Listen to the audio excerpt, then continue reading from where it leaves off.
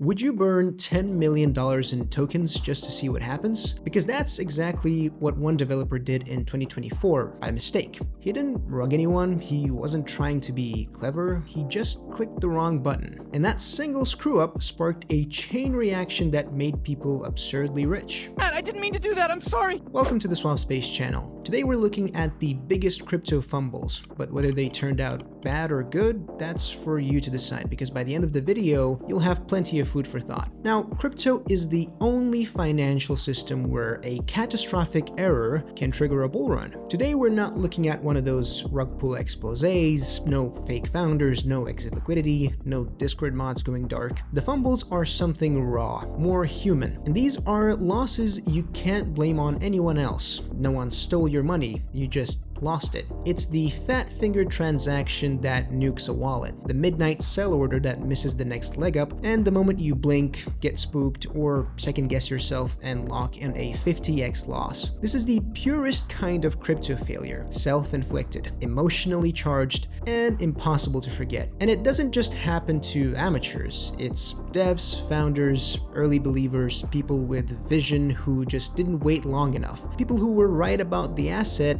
and still walked away poor. There's a particular kind of pain in this space. It's not losing all your assets. It's selling at $30 and seeing $30,000 2 months later. It's being early, doing the work, and missing the punchline because you just couldn't hold the joke long enough. Doing what I can, sir. Doing what I can. Today we're looking at the Hall of Shame. The worst exits, the dumbest keystrokes, moments where fortunes were lost not through malice or malevolence, but through impulse, doubt, and one bad decision made at the wrong time.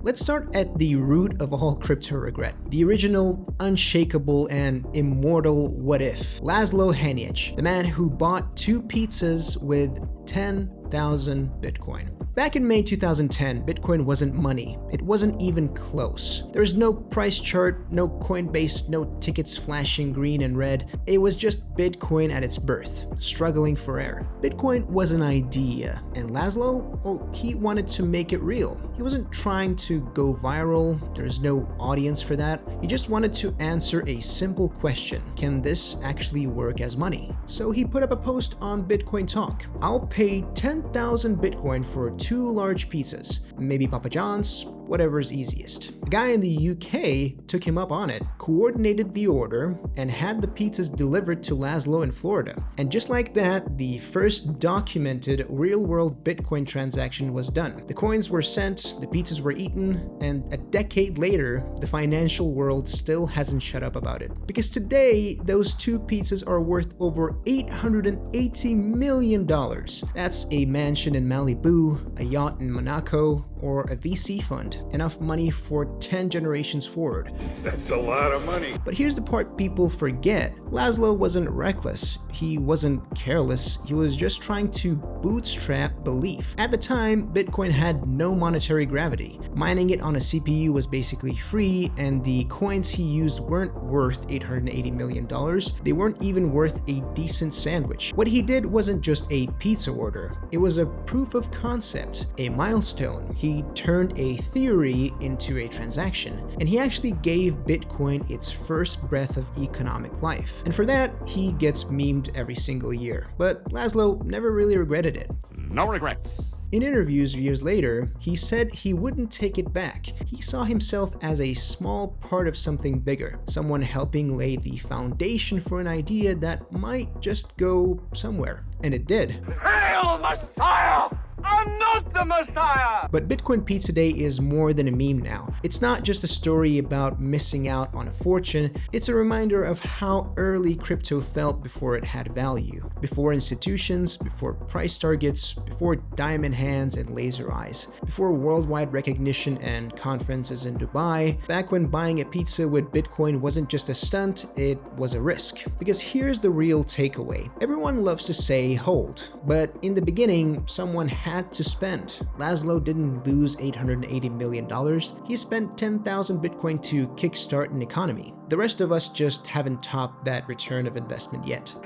That's why he's the GOAT!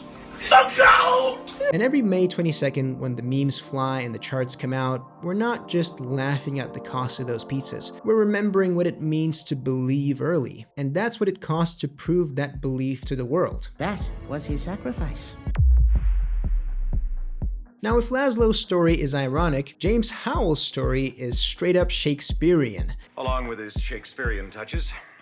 A modern-day tragedy told in keystrokes and garbage. In 2013, James was an early adopter, not just some wild-eyed speculator, just a guy in Newport, Wales, running a few Bitcoin mining rigs on the side. Back then, mining on your own gear was still feasible. You didn't need a warehouse or an ASIC farm, you just needed to be curious enough to try. He mined around 8,000 Bitcoin. Nothing glamorous, just coins quietly stacking up on a hard drive. The plan?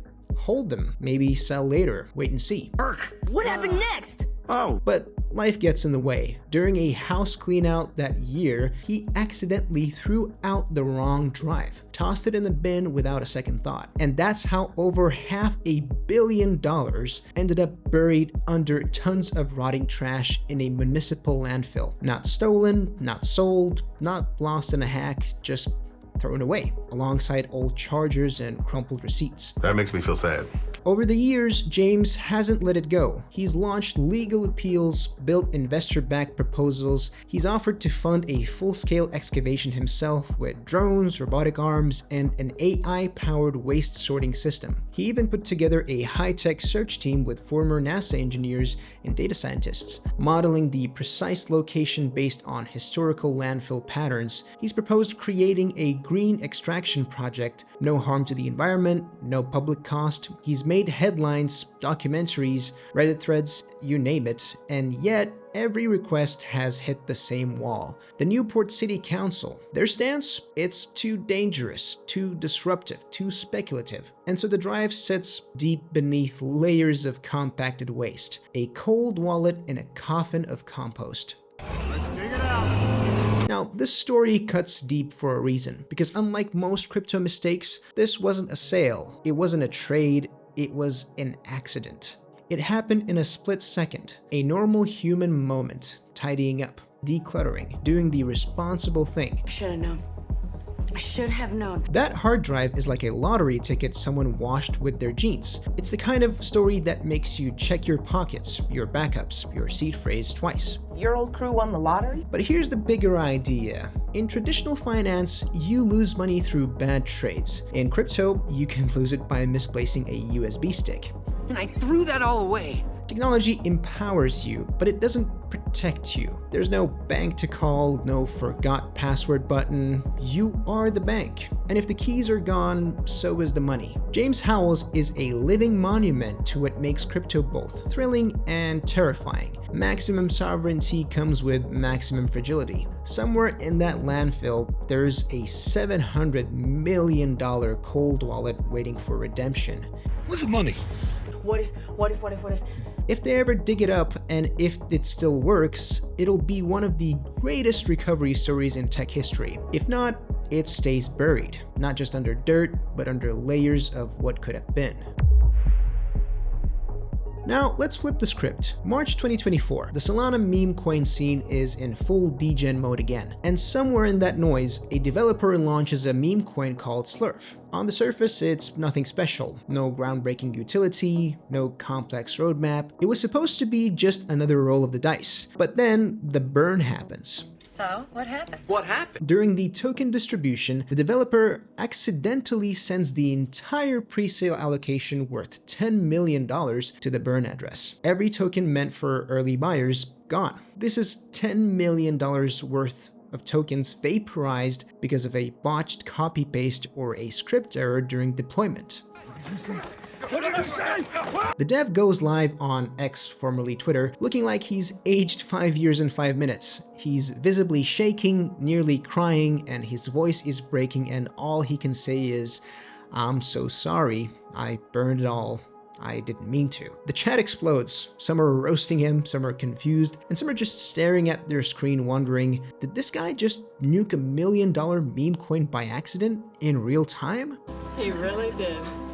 And then the flip. The internet loves a meltdown, but it loves a story even more. Within minutes, Slurf isn't just another meme coin, it's the tragedy arc. It's the honest dev who screwed up. What was supposed to be a token with a predictable vesting curve just became ultra deflationary. No pre-sale dumpers, no insider wallets, no team vesting schedules. I didn't expect that. And the crypto rewarded the narrative. The community rallies, X spaces spin up, influencers meme it into the stratosphere, and volume surges. People aren't even sure what Slurf is, but it doesn't even matter, because now Slurf has something most meme coins never get: attention plus tragedy. Within 24 hours, Slurf exploded past 700 million market cap. A coin born out of failure becomes one of Solana's hottest tickers. The dev, still emotionally shell-shocked, is now accidentally legendary. And here's the kicker: if the distribution had gone as planned, no one would have cared. It would have been just another coin in a sea of identical launches. It would have pumped and dumped in a weekend like the rest. The rest of them, yeah. But that mistake, that raw, public, emotionally unfiltered screw-up, that was real. And in the space drowning in fake engagement, fake followers, and fake tokenomics, realness is rare. Attention is sometimes more valuable than capital, but if you're going to mess up, make sure people are watching. Now, even the visionaries missed the upside sometimes. It's 2016. Ethereum is barely a year old. The DAO hack just happened, and the community is fractured. The world still sees crypto as this weird experimental playground for internet money nerds. Nerd! And ETH, it's trading at around $30. No staking, no NFTs, no DeFi, no merge. Just a fragile new layer 1 with big dreams and barely enough runway to keep the lights on. Enter Vitalik, the brain behind the machine. And at that moment, the guy who had to make a decision. How do we survive long enough to matter? Decisions. So he sells 30,000 ETH. Not to cash out, not to buy a Lambo, but to fund the Ethereum Foundation, the legal fees, dev salaries, infrastructure, keep the project alive, patch the wound from the DAO split, and hold the community together while the world is still deciding if Ethereum is a joke or a movement. Our hero! The sale brings in about $1 million. $1 million? $1 million. And at that time, that's huge. It's enough to keep going. It's not wealth, it's oxygen. But fast forward to today, that 30,000 ETH would have been worth nearly $90 million. Wow, that's a lot of money. And that's just if he held. Not compounded, not staked, just sat still. Now, here's the thing. Vitalik doesn't regret it. I have no regrets. And he shouldn't. He made the trade every founder eventually faces. Fund the mission or optimize your bag. Because building in crypto is brutally expensive. Not in dollars, but in opportunity cost. Every token sold to keep the project alive is a piece of a future you're betting won't exist unless you act now. This wasn't a cash grab, it was risk management. A bet that survival today is worth more than wealth tomorrow. Was it worth it? And honestly, it was the right move. Ethereum needed that capital. It needed the breathing room. Because without it, we might not have DeFi or NFTs or rollups or any of the infrastructure that sits on top of it right now. But zoom out and the lesson hits harder. Even the guy who invented the thing underestimated what it could become. That's the uncomfortable truth. Belief and timing are two completely different skills. And in crypto, mastering one doesn't guarantee the other. We love to imagine that the whales never sell, that the smart money always knows, but everybody sells for a reason. And not all reasons are right in hindsight, even if they made perfect sense at the time. Jason, I can't predict the future. Conviction isn't measured by how long you hold. It's measured by what you give up to build what you believe in. Vitalik gave up what would have been $89 or $90 million, not because he was weak-handed, but because he was playing the long game with limited tools. And that's not a loss. That's the cost of creating something worth holding in the first place. Let's rewind to Reddit. 2013, maybe 2014. Crypto is still underground. BTC's floating under $1,000 and Ethereum hasn't even launched yet. And out of nowhere, Dogecoin shows up. No white paper, no tech breakthrough, just a joke, a literal joke. Which got out of hand. The Shiba Inu meme, the wow, much currency, very coin thing. It wasn't trying to fix the financial system, it wasn't aiming to flip Ethereum, it was just funny. And that was the point. Crypto was getting a little too serious, too complex. Dogecoin was the break from that. Lightweight, comedic, a currency for internet clowns who wanted to tip someone 50 Doge for making a clever pun in the comments. And some people did. Not hundreds, millions of Doge were tipped, thrown around like candy. Doge tip bot was everywhere on Reddit. It was culture. You'd leave a comment and end up with 10,000 Doge in your inbox for essentially nothing. At the time, worth maybe a few cents. The digital equivalent of flipping someone a paperclip for telling a good joke. Nobody expected anything more. Then, time passes and the joke keeps growing. In 2017, Doge brushes up against the early altcoin bull run. But it's in 2021 that it really happens. Elon tweets, again and again, Dogecoin is the people's crypto. He literally calls the most fun outcome. Memes go full throttle, TikTok pumps it, Reddit goes back into battle mode, Robinhood crashes, and Dogecoin, the punchline, hits 73 cents. It was not supposed to do that. That's when things get real. That dumb tip you gave in 2014, the one that was worth 1 cent, now worth $730. A million Doge once tossed away like Monopoly money was suddenly worth $730,000. Let that sink in. You could have bought a mansion from meme tips, from a coin nobody took seriously. But let's be real here. Most of the people who got those tips, they probably sold too early. Because that's the Doge paradox. It was never meant to be valuable. It was meant to be fun. And when things are fun, you don't treat them like gold. Well, you couldn't have known. It's okay. You don't hold the meme. You laugh, you sell, and you forget. But some didn't. Some people, for whatever reason, laziness, neglect, or pure diamond-brained insanity, they held. And those are the ones who made life-changing money. Dude, you're a millionaire now. They didn't do anything smarter. They didn't run a DCF model or stake liquidity or understand market cycles. They just didn't sell because they didn't take it seriously, or maybe they just forgot about it. It was luck, I'm telling you, it was just luck. But in 2021, it worked, and suddenly a joke turned into generational wealth. These stories, they're not really about stupidity, they're not about greed or hype or bad actors, they're about something far more painful: timing. Being right just too early. That's the paradox at the heart of crypto. You can see the future, you can hold the golden ticket, you can have the idea, the belief, and the conviction, and still lose. Because knowing what's coming is only half of the game. The other half, surviving long enough to watch it unfold. Laszlo wasn't wrong, he was just trying to make Bitcoin real. James Howells wasn't wrong, he was just trying to clean his house. And Vitalik wasn't wrong either, he was just funding the future. The Slurf dev wasn't wrong, he was just tired, emotional, and accidentally created a unicorn. It is what it is. And none of these people made dumb trades. They weren't irrational, they were just navigating something no one had mapped out yet. They didn't know how long belief had to stretch before it became a headline. And that's the hard truth most people don't talk about in crypto. Conviction has a shelf life. It expires in fear, in pressure, and in life. It's easy to say never sell on Twitter. Harder when your rent's due, or your project's collapsing, or everyone around you says it's over. That's right. That's right, he's right.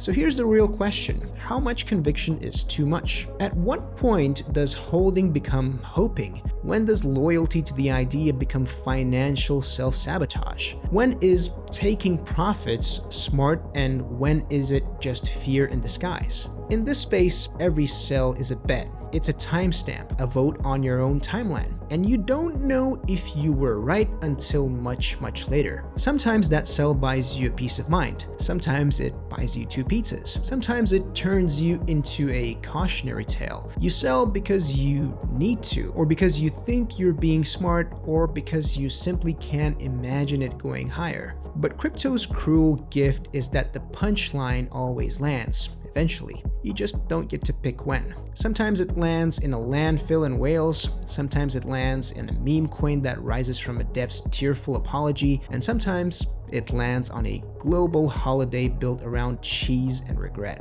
The market doesn't care which one you get. It won't congratulate you for holding. It won't just comfort you for selling. It just keeps going, block by block, trade by trade, and story by story. Because the real game isn't just spotting the future, it's staying sane long enough to see it happen. Thank you for watching. If you like this video, click like and subscribe for more stories like this.